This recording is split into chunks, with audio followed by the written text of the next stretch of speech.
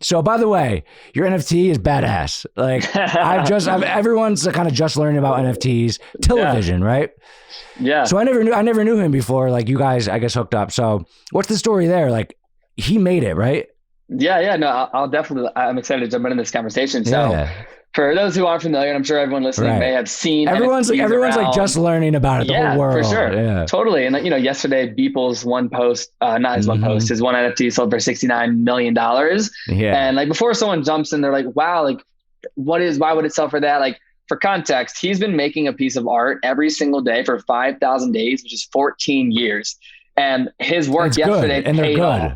Yeah. Phenomenal pieces of art, putting it out in the world for free. And I just wanted to preface that, but NFTs in a nutshell, non-fungible tokens, for people that may not know what that is, in the most basic form, the technology is transparently showing ownership on the blockchain. Like before you look at the art and all the hype, like it's proof of ownership on the blockchain. That is the fundamental principle of NFTs. What an NFT actually is, though, non-fungible token, here's an example. So a dollar bill, right? Or if me and you both owned one Bitcoin, if we decided to trade Bitcoins, we both still have equal value. And that's a fungible asset, meaning if you exchange it, it's fungible. And I'm sure a lot of people may know this, but if you don't, non-fungible is something where if I have a LeBron James rookie card and you have the most up-to-date recent one that's not worth anything, those are non-fungible. I can't exchange that with you and receive the same value. So, everyone's looking at NFTs and they're like, why are they valuable? Why are they selling for so much? Why is everyone getting into it? It feels like this ICO boom of 2017. And my thought process, like, I definitely agree. There's a lot of hype. There's a lot of things that won't probably be of value in the long term.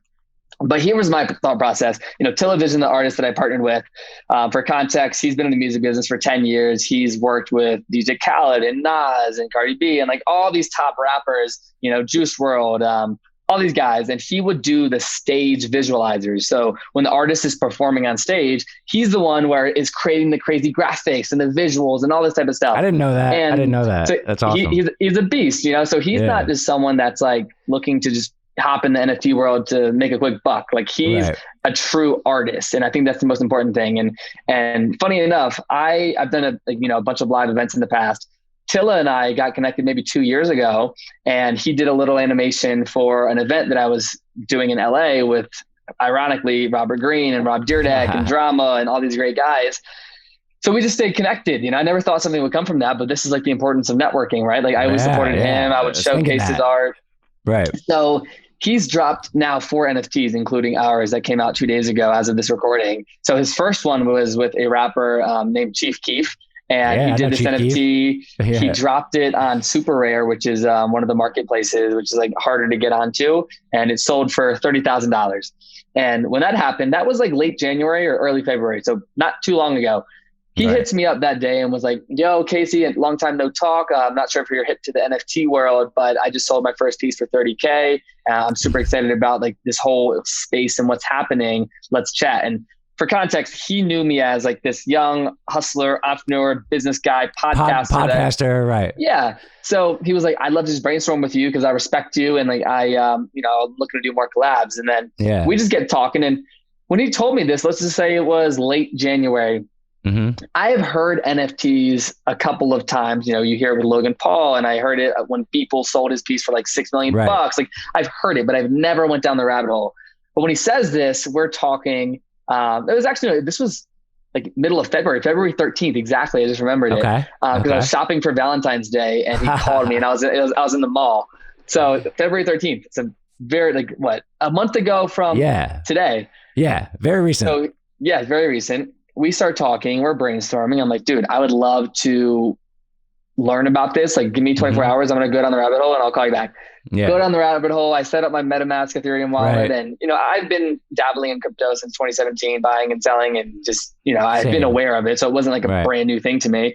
But set up my MetaMask wallet. I go on OpenSea and Super Rare, and I'm just seeing what's happening. And I'm like, wow, this is incredible. Like, I love it. And I became obsessed with it. Call them back. I'm like, I'd love to experiment and do some type of collab together. I know you're working with, he just did a piece with Sway Lee. They dropped that on Super Rare. That's auctioned off. It's like 12, 13 grand right now. He has the skill of making the actual like 3-dimensional art, right? Yeah. That's so his skill. So he's pumped about NFTs. Artist. Yeah. so excited. Like he has so much potential and room to grow, but he's the artist, and he wanted to do more collabs with talent. So like, as I said, his first one was with Chief Keef. His second one he dropped was Sway Lee, the rapper. That sold for, it actually didn't sell yet. It's on auction for like 13 grand. They have it listed for like 25 Ethereum. So like 46. And that one was epic. You know, Sway Lee's posting it, all this type of stuff. His third NFT he dropped was a, like memorial for, it was like Beeple and Andy Warhol like in a boxing ring. It was called like Token Soup, and it was like this chicken noodle soup can that opened up like, to this boxing ring. It's generational, and, 2 different like generations of artists. That's cool. So this was like middle of February. He drops this piece that was individually, and that's when we're like brainstorming our piece. He ends up selling that. That's an individual piece for like 18 grand. Beeple ends up retweeting it on his page and was like, "OMG, this is crazy." So he has like so much momentum, and that brings me to our point of, as all this is happening in this world, like we agreed to, hey, let's do a piece. We start thinking, and our NFT, you know, as I said, it wasn't necessarily, hey, let's go try to make this a money grab. We wanted to tell a story. So the whole piece is based on this meditation called the Mastermind Group. And it's this meditation. I can't remember the exact name. He put me onto it, but he had me meditate and think about the meditation went like this. It was like, imagine you're in a room and mentors in your life are walking in and you're sitting down with them. Like, what do they mean to you? How do they make you feel? And who comes into that room? And it just got me thinking like, wow, we want to make a piece that commemorates my last 3 years of interviewing hundreds of entrepreneurs and the microphone that, you know, that's compels these stories. That's the centerpiece. Right. And we had so many different ideas, but the one that, you know, is now live and that we're currently on auction with is a microphone going around a room, and you see these 3 characters and you see myself sort of talking with them. Yeah. Are those characters like you can't see their faces, right? Like that's intentional. Okay. So are they specific people, or are they just like symbols for people? They're not. So here's the real answer.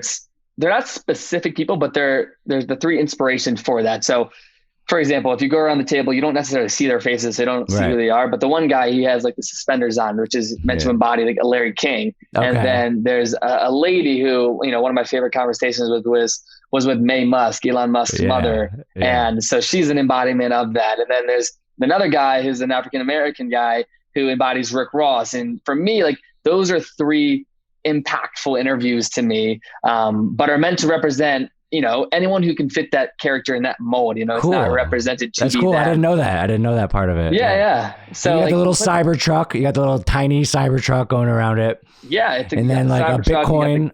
The Bitcoin. What's that book? Spinning. What's the book that you had there? Like it said something. I forgot what it was.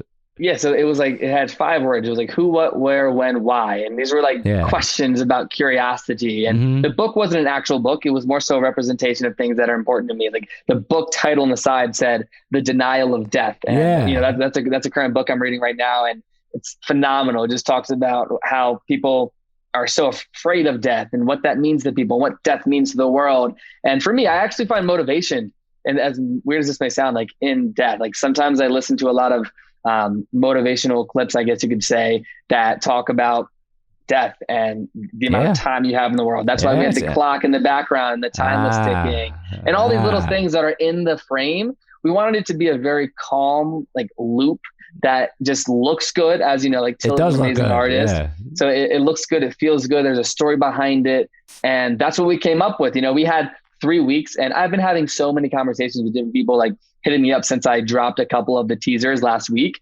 And I think this has been the most amazing piece. I mean, the most amazing part about this whole NFT drop. And right now, you know, we have our highest bids like 3.3 Ethereum, which is like $6,000. Like $6,000, yeah. Yeah, $6,000. And we it's still going. It's a bidding, right? So how it works is we actually, just before this interview, we set a reserve price, which means once the bid hits this number, a 24-hour countdown auction begins. So for context, Tilla, he's never sold a piece for less than 11 Ethereum, which is like 20 grand almost, 18 grand. So right now our reserve price is 7.7 Ethereum, which is like 13 grand. So once we hit that price, whether it takes one day today, or that's the goal, or a week, once we hit that price, 24-hour countdown begins, and the highest bidder gets the piece. And we have some awesome people that are actually like coming in and bidding, and people that might not know them, but they're very big in the NFT crypto community. This guy on Twitter at Seed Phrase, I actually just interviewed him a couple of days ago, right before NFT drops. He just sold a CryptoPunk, which is like one of the OG NFTs, for a little over $1 million, and it was 550 Ethereum. Last year, he bought it for $20,000, and he's been an OG guy in Bitcoin since 2013. And when I interviewed him, like he's not a personal brand where people don't really know his face or his name. They know like his NFTs, where he has like the CryptoPunk in his Avi on Twitter and like as his profile picture.